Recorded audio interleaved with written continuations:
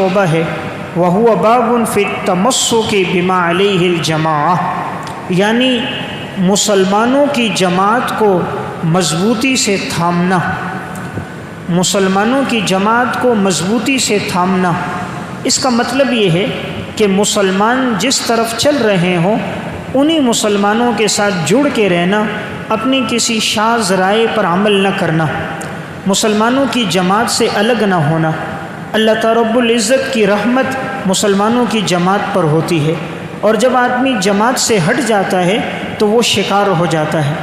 حدیث میں آپ صلی اللہ علیہ وسلم نے مثال دی کہ جس طرح ریوڑ میں بکریاں ہوں محفوظ رہتی ہیں، لیکن کوئی بکری اگر ریوڑ سے نکل جائے وہ بیڑیے کا شکار ہو جاتی ہے۔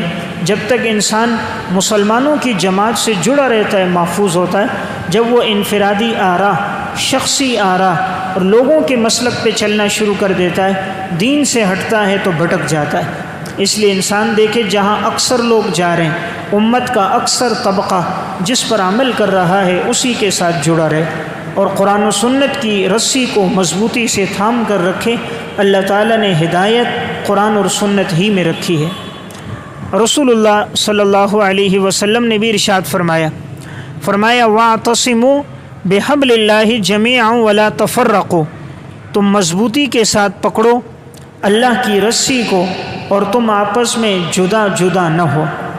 اللہ کی رسی کو مضبوطی سے پکڑو یعنی آپس میں تفرقے سے تم باز رہو۔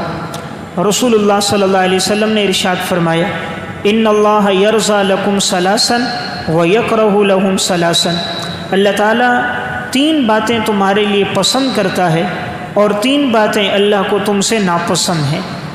3 باتیں اللہ کو پسند ہیں، 3 باتیں اللہ کو ناپسند ہیں۔ پسند کون سی ہیں؟ نمبر 1 یرضی لکم ان تعبدوہ، تم اللہ کی عبادت کرو اللہ تم سے راضی ہوگا۔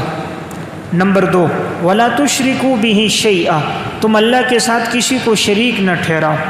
نمبر 3 وان تعتصموا بحبل اللہ جمیعا ولا تفرقوا، تم اللہ کی رسی کو مضبوطی سے پکڑو مل کر اور تم آپس میں جدا جدا نہ ہو۔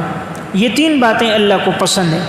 3 باتیں اللہ کو ناپسند ہیں، وَيَكْرَهُ لَهُمْ قِيلْ وَقَالْ، کہ تم آپس میں سوال جواب کرو، یعنی ایسے سوال جواب جن کا کوئی فائدہ نہ ہو، ایسی بات پوچھنا جس میں فائدہ ہو، ہدایت کی بات ہو، آخرت کے لحاظ سے، دنیا کے لحاظ سے وہ پوچھنا تو بہت اچھی بات ہے اور سوال نصف علم ہے، لیکن ایسی باتیں پوچھنا جس کا کوئی فائدہ نہیں، اس میں لگ کر اپنا وقت نہیں ضائع کرنا چاہیے۔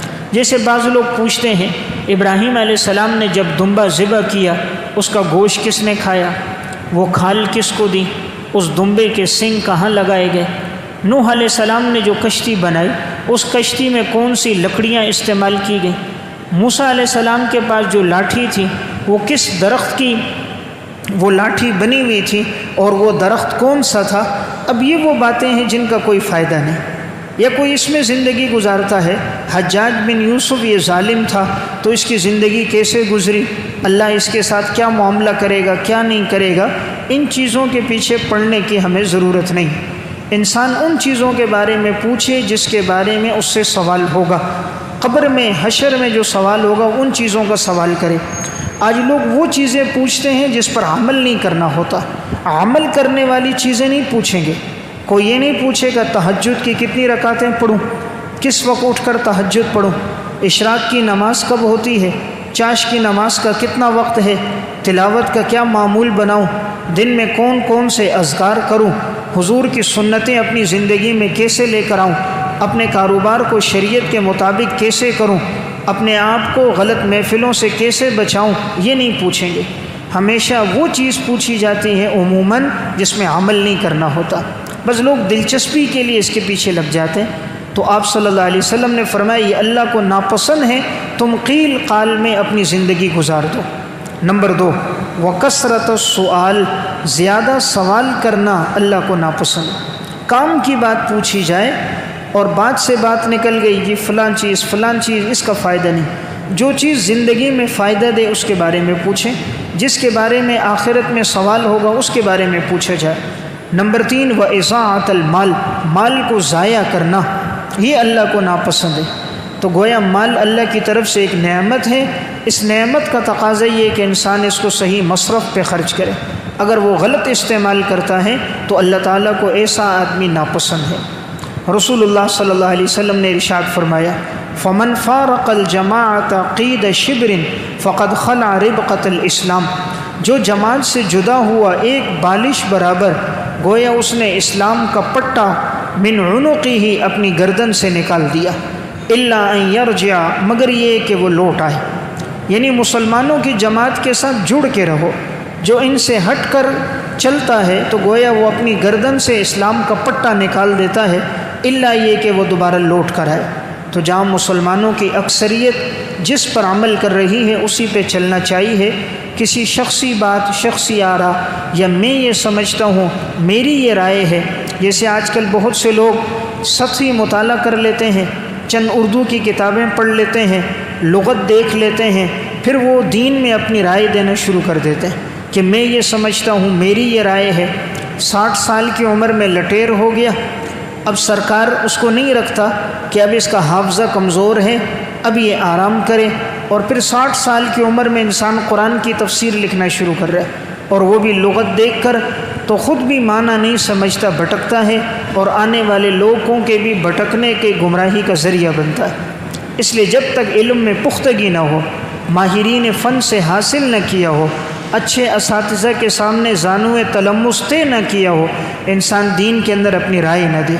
آپ صلی اللہ علیہ وسلم نے فرمایا، من قال فی القرآن برأیہ فاصاب فقد اخطأ، جس نے قرآن میں اپنی رائے دی، اگرچہ ٹھیک بھی ہو پھر بھی اس نے غلطی کی۔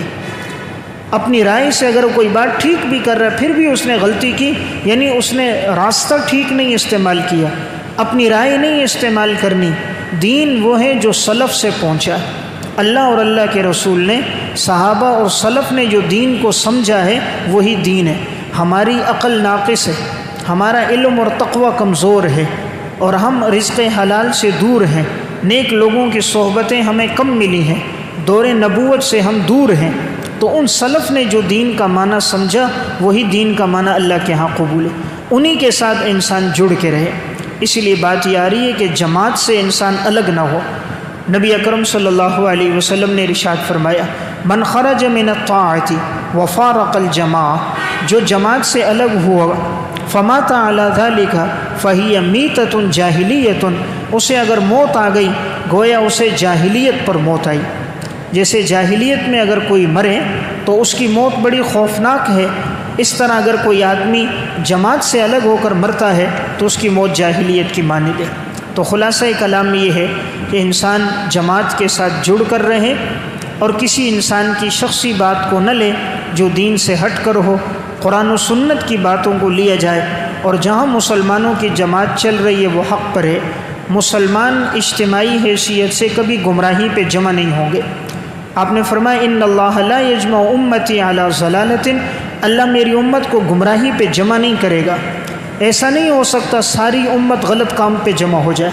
اب امت کا اتنا بڑا طبقہ جو عمل کر رہا ہوتا ہے وہ عمل ٹھیک ہوتا ہے، اب چند لوگ کھڑے ہو جائیں کہیں یہ سارے غلط ہیں، میں ٹھیک ہوں، اور میری یہ جماعت جو چند افراد پر مشتمل ہے یہ ٹھیک ہے، تو یہ بات غلط ہے۔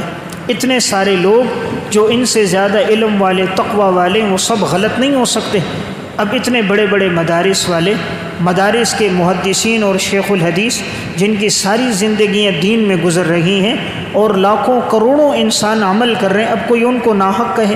جیسے بعض نادان ایسے ہیں کہ جو فقہ حنفی پہ چلنے والے، فقہ شافعی، مالکی، حنابلہ پہ چلنے والوں کو معاذ اللہ گمراہ کہتے، تقلید کرنے والوں پہ نقد و جرح کرتے ہیں، یہ نادان ہے۔ اس لیے کہ وہ ایک ضرورت ہے، اور انسان وہ ان چیزوں میں کرتا ہے کہ جو مسائل نصوص میں نہیں آئے، یا نصوص میں بظاہر ان میں تعارض تھا تو دفع تعارض میں فقیہ کی تقلید کی جاتی ہے۔ باقی اصل اتباع قرآن و سنت کی ہوتی ہے۔ جہاں نصوص موجود ہوں وہاں فقہا کی آراء کی ضرورت نہیں ہوتی، فقہاء کرام وہاں استنباط کرتے ہیں۔ جہاں کوئی مسئلہ قرآن و سنت میں صراحتاً نہیں ہوتا تو وہ نصوص میں غور کر کے علت تلاش کر کے مسئلے کا حل نکالتے ہیں۔ مثلاً میں ایک مثال عرض کروں کہ اب حدیث میں ایک بات آئی کہ اگر مکھی کسی چیز میں گر جائے، آپ نے فرمایا اسے دوبارہ ڈبو کے نکال دو، اس کے اگر ایک پر میں زہر ہے تو دوسرے میں تریاق ہے۔ اب یہ تو حدیث میں حکم مکھی کے بارے میں آ گیا، لیکن اگر مچھر گر جائے، جگنو گر جائے، کھٹمل گر جائے، پسو گر جائے، اب اس کا حکم نہیں آیا۔ اب فقہاء کرام نے علت نکالی، انہوں نے کہا مکھی میں بہنے والا خون نہیں ہوتا، تو ہر وہ چیز جس میں بہنے والا خون نہیں ہوگا، اگر وہ کسی چیز میں گر جائے تو وہ چیز ناپاک نہیں ہوگی۔ لہٰذا اگر مچھر یا کھٹمل کسی پینے کی چیز میں گر گئی تو وہ چیز ناپاک اور حرام نہیں ہے۔ اگر انسان استعمال نہیں کرتا وہ اس کی طبیعت ہے، وہ شریعت نہیں ہے۔ باقی شریعت میں وہ حرام نہیں ہے، کوئی پینا چاہے پی سکتا ہے۔ تو دیکھیں فقہاء کرام نے یہ کیا کہ ایک چیز کا تذکرہ حدیث میں آیا تو انہوں نے علت تلاش کر کے دیگر مسئلے کا حکم نکال دیا۔ اب حدیث میں حکم آیا شراب حرام ہے، نشاور چیز حرام ہے۔ اب دیگر چیزیں، آج کے دور میں کوئی بھنگ پی رہا ہے، چرس پیتا ہے، افیون کا استعمال کر رہا ہے، تو اب ان چیزوں کا تذکرہ نصوص میں نہیں آیا۔ چرس اور بھنگ کا نام اس دور میں یہ نشہ نہیں تھا، آج کے دور کا نشہ ہے۔ اب فقہا نے علت نکالی کہ اس میں نشہ موجود ہے اور ہر نشاور چیز حدیث میں حرام ہے، لہٰذا یہ نشہ کرنا بھی حرام ہوگا۔ تو فقہاء کرام علت نکال کر مسئلے کا حل نکالتے ہیں۔ تو میں عرض کر رہا تھا شریعت کا حکم ہے کہ انسان جماعت کے ساتھ جڑا رہے، امت کا اکثر طبقہ جس چیز پر عمل کر رہا ہو اس سے جڑے، شاذ آراء سے اپنے آپ کو بچائے۔ ایمان کا 51 نمبر پر شعبہ ہے انصاف کے ساتھ فیصلے کرنا۔ انصاف کے ساتھ فیصلہ کرنا